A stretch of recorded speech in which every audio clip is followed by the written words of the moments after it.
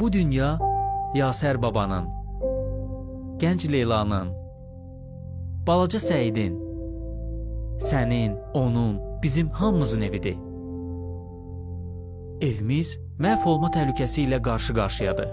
Üzücüdür ki, əngəl olmamaqla yanaşı bu təhlükəni biz yaradırıq. Environmental pollution contributed to the deaths of about 9 million people in 2015. That's nearly 15 times as many deaths from war.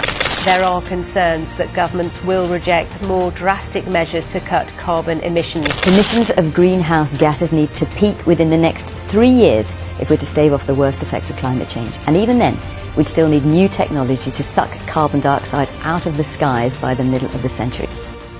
Varlığımızın davamlılığı üçün öncəliklə ona qayğı göstərmək və kömək etmək borcumuzdur.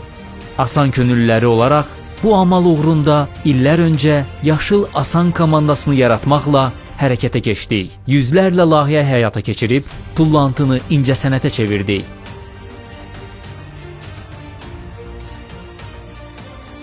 Min tonlarla kağız tullantını təkrar emal üçün topladıq və hektarlarla meşəni xilas etdik.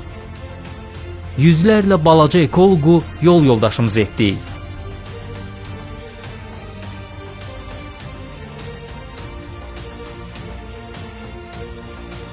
Gələcəyimizə gözəl mənzərələr miras qoymaq üçün yüzlərlə aksiyanın başlanğıcını qoyduq.